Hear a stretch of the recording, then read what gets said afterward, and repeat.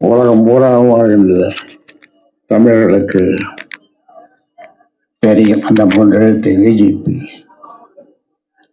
அந்த வகையில் அதனுடைய இப்போ திருக்குறள் மையத்தை, திருக்குறளை உலகெங்கும் கொண்டு செல்கின்ற நம்முடைய அருமை நண்பர் முனைவர் விஜி சந்தோஷம் அவர்களே, நன்றி சொல்ல இருக்கின்ற மேனாள் அமைச்சர் கே மூர்த்தி, மேனாள் அமைச்சர் வேலு, மருத்துவர் டாக்டர் செந்தில், ஏனைய இங்கு உரை தந்திருக்கின்ற அனைவருக்கும் என்னுடைய வணக்கத்தை தெரிவித்துக் கொள்கின்றேன். 1 மணிக்குள்ளே இதை நாம் முடித்தாக வேண்டும் இந்த நிகழ்ச்சியை. ஏனென்றால் ஒவ்வொருவருக்கும் நிறைய வேலைகள் இருக்கிறது. ஆக இந்த நூலை எனக்கு தெரிந்த ஞாபகம் இருந்த பழைய நினைவுகளெல்லாம் ஒவ்வொன்றாக நினைவு கூட அதை தொகுத்து இங்கு என்னுடைய நண்பர் நூலாக வெளியிட அது உங்கள் கையில் இப்போது தவழ அதை பற்றி நீங்கள் அலசி ஆராய இந்த கூட்டம் உங்கள் அனைவரையும் அன்போடு வரவேற்கின்றேன்.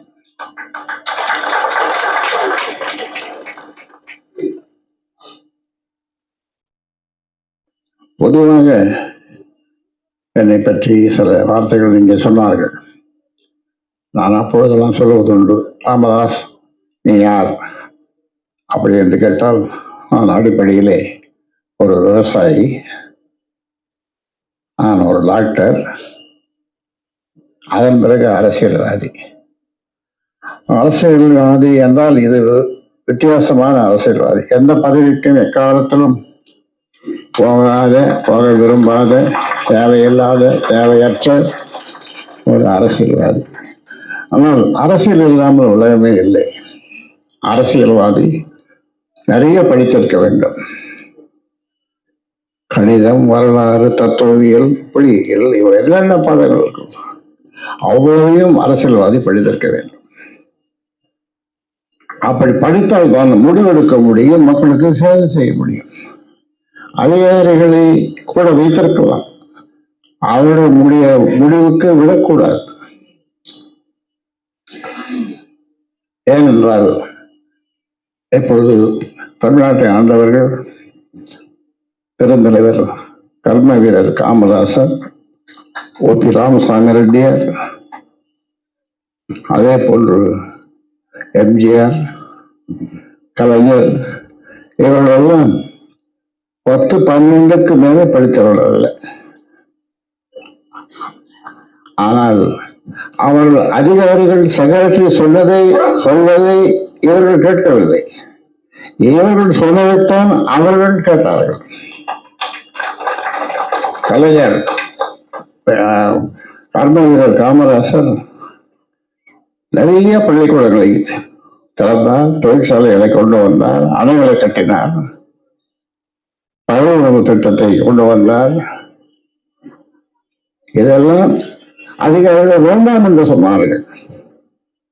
ஆனால் மிகப்பெரிய படிப்பை படிக்காத காமராசர் இதையெல்லாம் கொண்டு வந்து சரித்திரத்தில் இடம் பெற்றார். அதே போன்று எம்ஜிஆர் சத்துணவு திட்டம், இன்றளவும் அவருடைய திட்டம் நடைமுறையில் இருக்கிறது. அதே போன்று கலைஞர் 3 விதமான இடஒதுக்கீடு, அதை பற்றி எல்லாம் நீங்க பேசினார்கள். ஆக அரசியல்வாதிக்கு படிப்பு வேண்டும், நிறைய படித்திருக்க வேண்டும். அதே நேரத்தில் செயலாளர்கள், நல்ல செயலாளர்கள் வைத்துக் கொண்டு அவருக்கு உதவியாக அவர்கள் இருக்க வேண்டுமே தவிர அவர்கள் சொல்வது எல்லாம் கேட்கக்கூடாது. அந்த வகையிலே பழைய நினைவுகளை எல்லாம் ஒவ்வொன்றாக என்ன நிறைய நினைவு இருக்கிறது. இன்னொரு புத்தகம் வரும் போனோம் பல சேதம் அவர்கள் நினைவு இருக்கிறது. ஆக இந்த நினைவுகளெல்லாம் மக்களுக்காக செய்யுது. ஆனால் என்னை ஒரு குறுகிய வட்டத்திலே கொண்டு வந்து தமிழ்நாட்டு மக்கள் சேர்த்து விட்டார்கள். ஜாதி ஜாதி அல்ல, அந்த ஒரு குறுகிய வட்டத்திலே. இதில் இந்த புத்தகத்தை படித்து நீங்கள் சொல்லுங்கள். ஒரு தெரு வழியாக வன்னியர் வாழ்கின்ற ஒரு ஊர் வழியாக ஒரு படத்தை, அழகிய படத்தை போகக்கூடாது என்ற நிலையிலேதான் நான் அதை தோழியை சுமந்து சென்றது ஜாதியா? முதல் முதலாக தமிழ்நாட்டிலே இரட்டை கோளை முறையை வைத்தது ஜாதியா? இப்படி ஏராளமான செய்திகளை எல்லாம் ஒரு தொண்டனுக்காக ஒரு தலைவர் 15 நாள் முத்துக்குமாரோடு முத்துக்குமார் வந்திருக்கேன். முத்துக்குமார் தான் விசுவார் அந்த ஜெயில எனக்கு விசுவி வச்சு. அப்ப ஃபேன்லாம் கிடையாது. இது ஜாதியா? எந்த தொண்டன்? அந்நிய தொண்டன் அல்லவன். இப்படி எல்லாம் சிலவற்றை எழுதியிருக்கிறோம்.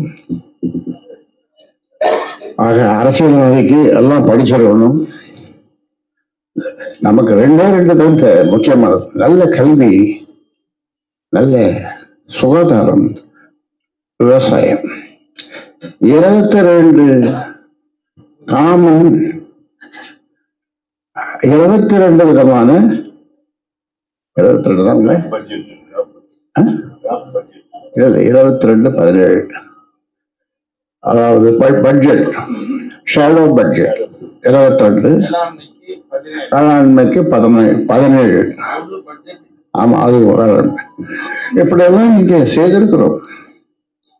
மேலை நாடுகளிலே, ஐரோப்பிய நாடுகளிலே ஷேடோ கேபினெட் வைத்திருப்பார்கள். ஒவ்வொரு நாட்டிலே ஷேடோ கேபினெட்.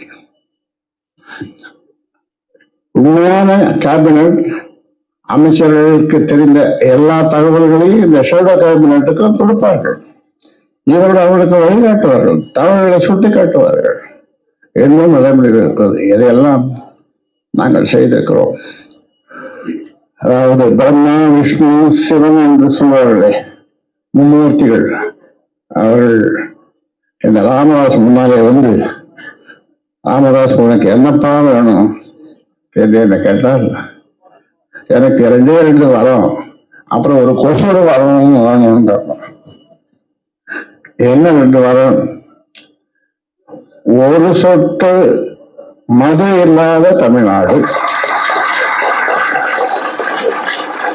ஒரு சொட்டு நீர் கடலுக்கு போகக்கூடாது.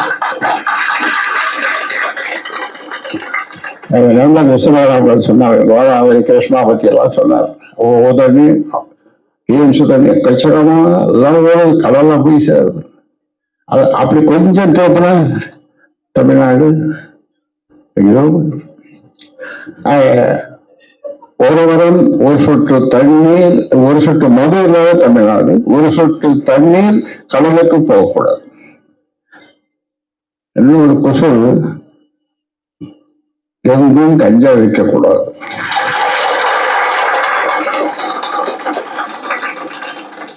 இப்பொழுது நீக்கமாக நிறைந்திருக்கிறது தமிழ்நாட்டில் கஞ்சா விற்பனை. அன்புமணி சொன்ன மாதிரி 6 மாசம் எங்ககிட்ட நீ அமைச்சர் அவன் செக்ரட்டேரியட்டுக்கு நாங்க வரல. ஒண்ணு சொல்ல, நாங்க சொல்றது நீ கேளு. வேற எதுவும் நாங்க சொல்றது ஷேடோ கேபினட் மாதிரி நாங்க சொல்றதை நீ கேளு. எல்லாத்தையும் ஒரு விஷயம் தான், எல்லாத்தையும் செய்யலாம். கட்டாய கல்வி, தரமான கல்வி, கட்டணமில்லாத கல்வி, சுகமான கல்வி, சுமையில்லாத கல்வி, விளையாட்டுடன் கூடிய கல்வி. இதுதான் நம்ம கொள்கை கல்வியில. 64 கமிஷன் 1964 நினைக்கிறேன், 64 தானே, 64, 62. அவர் சொன்னது எந்த வரை நடைமுறையில் இல்லை. ஆக இப்பொழுது ஒரே நாளில் ஒரே நாடு ஒரே தேர்தல் சட்டம் கொண்டு வராங்க. அந்த சட்டம், இன்னொரு சட்டமும் கொண்டு வரணும். அதாவது ஓட்டுக்கு காசு இல்லாத தேர்தல். ஓட்டுக்கு ஒருத்தன் ₹1 கொடுத்தாலும் அவனுக்கு 10 ஆண்டு சிறை. தேர்தலில் நிற்கிறவனுக்கு அப்படி ஒரு சட்டம் இந்த சட்டத்தில் சேர்த்துக்கணும். ஒரு முறை நான் கலைஞர் தான் இருந்தாது. அப்போ நாம ஏதோ ஒரு கூட்டம் ஒன்று போடுங்க, சர்வகட்சி கூட்டம். ஏன்னா நாம் எல்லா கட்சியும் தேர்தலில் பணம் கொடுப்பதில்லை என்று எல்லாம் சேர்ந்து முடிவெடுத்து ஒரு தீர்மானமாக கொண்டு வருவோம் என்று சொன்னேன். இது சாத்தியமா அப்படின்னாரு. இல்லை கூட்டி தான் பார்ப்போமே அப்படின்னு. நடக்கல. ஏன் இப்போ கேள்விகள்லாம் பல அவதாரம் இருக்குதுங்க. கேள்விங்க 300 ரூபா 500 ரூபா யாரு கூப்பிட்டாங்க? 2 மணி நேரமா 1 மணி நேரமா வரும். அந்த கூட்டத்துக்கு போகணும், இந்த கூட்டம் காத்துங்குது, இந்த கூட்டம் காத்துக்குது. இந்த மாதிரி நாடு. இது ஒரு தேர்தல், அப்புறம் இது ஒரு எலெக்ஷன், இதெல்லாம் அதெல்லாம் ஒரு குழு விரும்பல. ஏனென்றால் 1 மணிக்குள்ள முடிக்கணும். அவருக்கு கொடுத்த வாக்குறுதியை நாம நிறைவேற்றணும். வேந்தருக்கு கொடுத்த வாக்குறுதியை நிறைவேற்றணும். அதனால கடுமையான கூட்டம். அதை படிங்க, இந்த புத்தகத்தை படிங்க. அதனால